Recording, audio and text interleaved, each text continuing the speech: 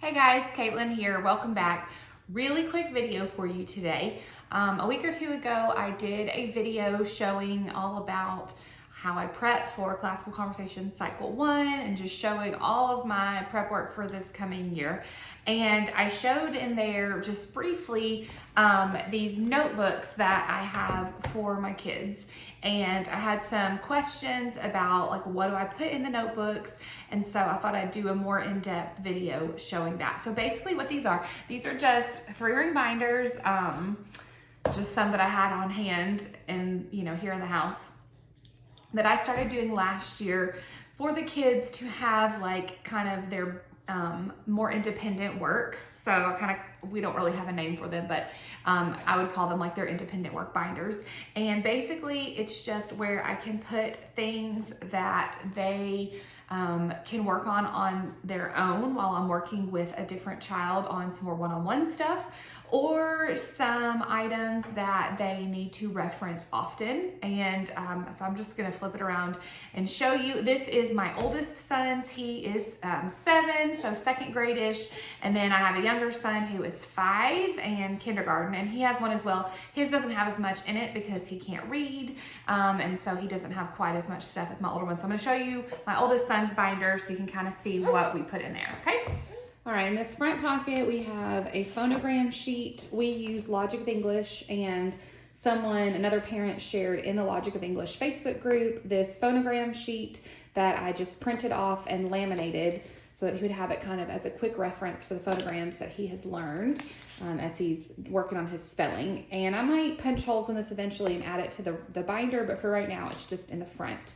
And then I have each of my kids has the Classical Conversations Geography Trivium table. It's basically just a laminated map, and they use that for their map tracing. Our community does map tracing challenges, and so my kids really love that. They love to practice tracing their maps so that they can participate in the challenge. So I keep each of theirs in their pocket there for them. Then in the binder itself, I've got this pencil pouch. This is just like a $1 pencil pouch from Walmart that has a couple of sharpened pencils. It has a dry erase marker, and it has a eraser. Let me show you this eraser. These are actually these little microfiber face cleaning cloths from Dollar Tree. They come in a pack of 3, and they have a variety of colors. So I bought a couple packs, and each of the kids has one in their little pouch, and then I have a couple more on our homeschool cart, and that way if we're doing a dry erase board for our math or our language arts, or when they work on tracing their maps, they can then erase with this little like face scrubby eraser thingy. It works really well. So they keep all that in there so we don't have to worry about where's the marker, where's the pencil. It's all right there. The next thing, this is a calendar that they do. So the download, this is from the 5-Girl Schoolhouse, and I will link it, but you just download it and print it and laminate, and then these are little Velcro dots. And so every day they change their calendar, and the first page is the calendar itself that they change every day. And then behind that are these little dashboards where you store the months and the days of the week and the weather and seasons, and then holidays and extra days. And so I just have all those laminated, and those are in the front. Then here is another phonogram chart thing from Logic of English. Again, this was just something shared in the Facebook group by some parents. I have this in page protectors for him to reference if needed.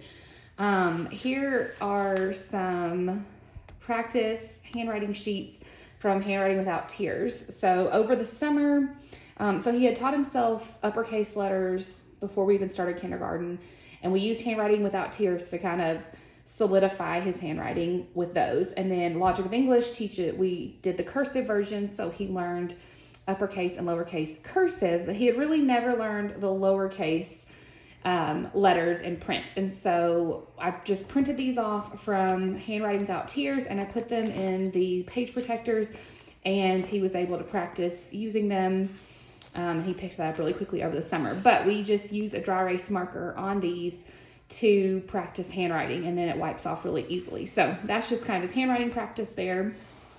And then here are our daily tabs, and this is kind of what I showed in that CC video. But I have a tab for each day, and at the beginning of the week, which actually for us is Friday as far as CC goes, because we have community day on Thursday, so we get new material that we will start on Friday. But I sit down with my box. I showed this box in the other video, but it's just got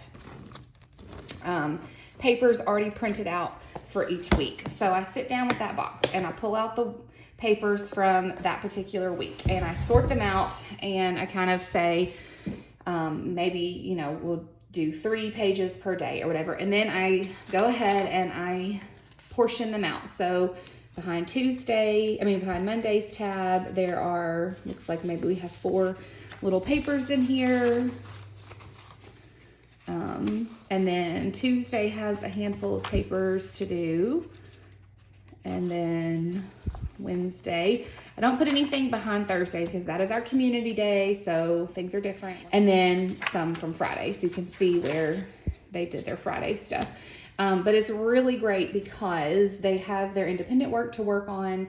It reinforces what they're doing in CC, and then at the end of the week, I can pull everything out and store it back in my folders for the year, and then just replace with the new stuff. And it doesn't have to be just CC. You know, when it's, you know, if there's a holiday, I might stick something in there, or just a fun activity or a word search or whatever, just something that they can work on independently while I'm working with the other child.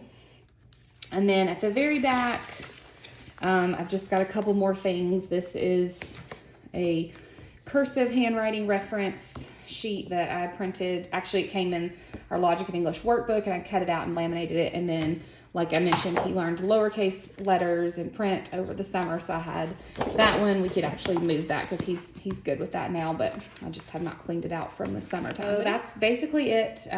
We are homeschooling using a cart this year, which I will share in another video, but these just go on the top of the cart, and every day they pull them off, and then they've got their supplies, they've got their independent stuff to do, they've got their reference sheets, and it's all collected together, so it makes it super easy for us. All right, and that is it. Very simple, very straightforward, but very helpful for each of my kids to have their own binder with their stuff in it, so they know what to be working on when I'm working with someone else, and it collects, you know, kind of keeps us all organized, keeps their things together so that I don't have papers just floating all over creation. So that's it. Hope that helps. Bye, guys.